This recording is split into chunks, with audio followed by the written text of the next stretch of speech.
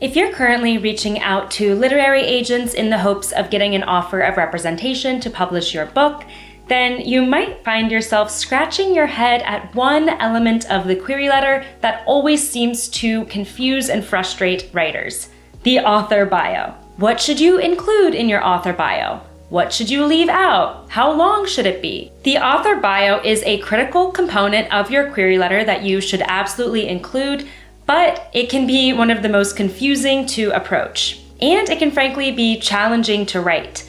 So today I'm going to talk through the 3 key elements of a stellar author bio, and also talk about what you should not include and how you should format the author bio so you can approach yours with a clear head and clear guidance. I'm also going to give you a sample author bio so you can model yours after that. If you're currently querying literary agents or generally interested in book writing, I recommend subscribing to my channel.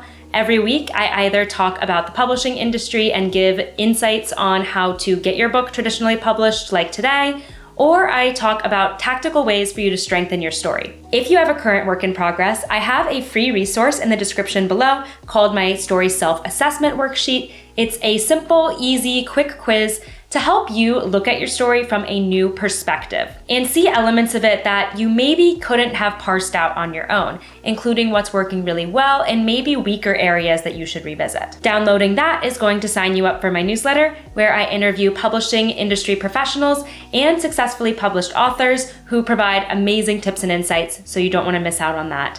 If you want to go straight to the newsletter, the link is also in the description. The first key element of your author bio, and the most important element, is your writing credentials. This could include a wide array of different types of credentials, including any previous publications that you have. That goes for any publications you have in magazines or newspapers, or short stories in literary magazines, any place where you've had some type of published written work. This could also be any awards you've won for your writing, or any membership in writing organizations, including writing groups. This could be an attendance at conferences or workshops, many of which are highly regarded and well known in the industry. If you have an MFA or a creative writing degree, you definitely want to mention that in your author bio. If you write outside of the context of your book, you can absolutely also mention that, whether you run a blog for moms, or you are also a journalist or a content writer professionally, definitely mention that, because it speaks to the breadth of the type of writing you do. If you have self-published, you can choose to mention this if you want. If they have sold well, or you've established a strong readership as a self-published author, I would definitely recommend including that in your author bio. However, if you have self-published and maybe you haven't gotten a lot of sales, or the reviews aren't as good as you would like, then you don't necessarily need to call it out in your author bio. That said, you are going to eventually talk about this with any literary agent who is interested in working with you, so just keep that in mind. Now, what if you reach the end of my list and you're saying, I don't have any of those writing credentials at all?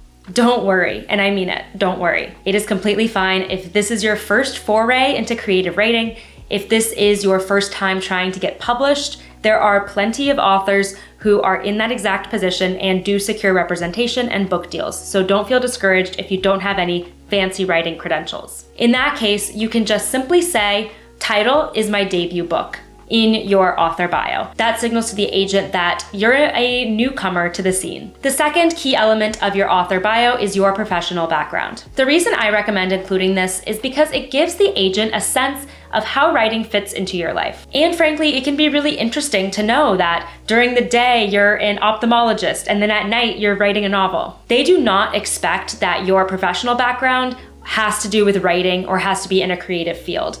And they absolutely do not expect that you have quit your full-time job to write full-time at this point, or at any point. Mentioning your professional background is especially important if you are writing nonfiction, because in that case, your authority as an author is very important to how you're approaching your book, right? So the agent will want to likely see a connection between what you're writing about in the nonfiction space and your professional background that you go over in your author bio. Now, what if you are not currently working professionally? Either you're a student, or you're retired, or you're a caretaker. Again, that is totally fine and valid. You can feel free to mention that in your author bio if you feel comfortable doing so. And if you're not currently working, but you used to have a career of some kind, you can also reference what you formerly did for work. The last key element of your author bio is going to be where you're based. I'm not saying to include this because agents are only going to work with people based in certain locations. That's not the case at all. And most agents work with authors who are based globally, so long as they're writing in English, if they are looking to get published by an American publishing house or UK publishing house. But it is just good to know for the agent to understand where you are based,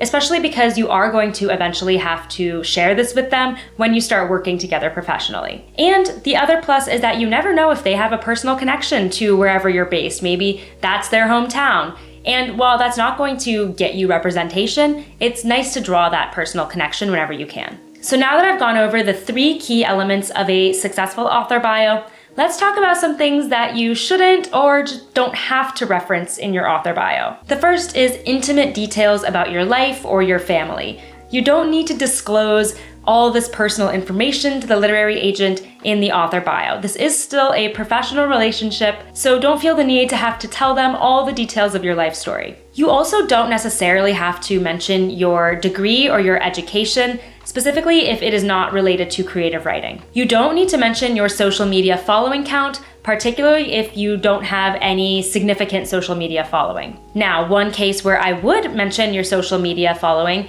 is if you have a significant amount of followers on some type of platform. That can show a literary agent that you potentially have an outlet for reaching readers, and that can be a marketing channel for you, which can be a plus. So I would recommend it if you have some type of following, but if you don't, you do not need to list your social platforms at all. In the author bio, I would resist the temptation to explain the inspiration for your book, or where you got the idea for your book, or how you became interested in writing as a kid. While these are all nice, great facts about you, it's not really pertinent for the purposes of the query letter and for the purposes of the literary agent evaluating the viability and the strength of the book you are presenting them. I would only mention these types of details if they are particularly relevant, such as for a memoir, where you want to explain what compelled you to write this story, or if you are writing fiction that is based on some real event that you have experienced. The author bio is also not really the place for you to talk about your favorite books and authors.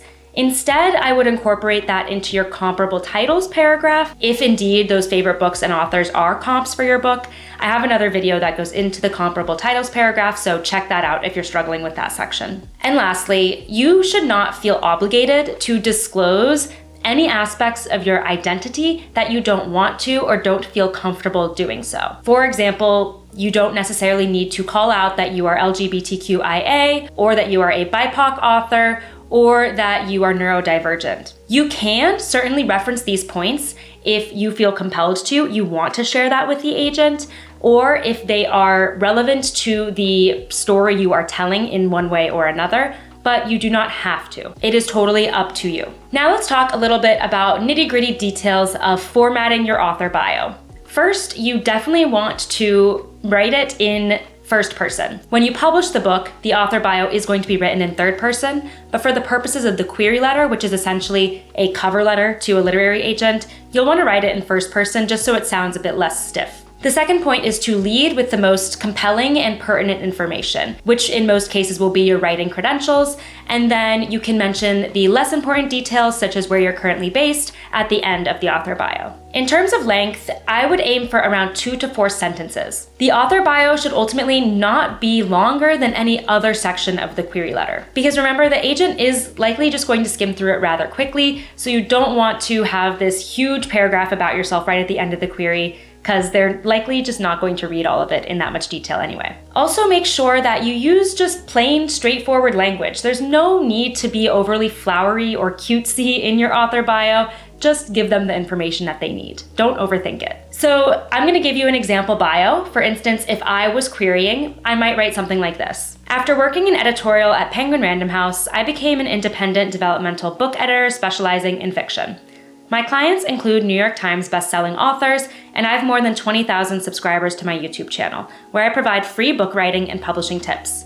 I'm a graduate of NYU's English and Creative Writing programs, and I'm currently based in San Francisco. So you see how I incorporated all three of those key essential elements to a good author bio. The first is my credentials, so I talk about being an editor. That also encompasses my professional background, which is the second point. I chose to include a reference to my social following via my YouTube channel, because I think that would be of interest to a literary agent potentially. I closed out the bio with a mention of where I'm currently based and also briefly referenced my education because I was a part of a creative writing program. I hope this video helped demystify what you should and shouldn't include in your author bio and helps you write one that you feel great about. I hope you also have a better sense of what agents really are looking for when they are reviewing this section of the query letter. Feel free to drop your draft author bio in the comments or leave any other questions you have about what you should or shouldn't include. If you're looking for some more help on your query letter, I have a whole video that goes into paragraph by paragraph how your query letter should flow and what it needs to include, so definitely check that out. If you found this video helpful, please hit that thumbs up button because it really helps out my channel. Hit that subscribe button to join this amazing community, and don't forget your free story self-assessment worksheet and my newsletter link in the description below. Thanks so much for watching and happy writing.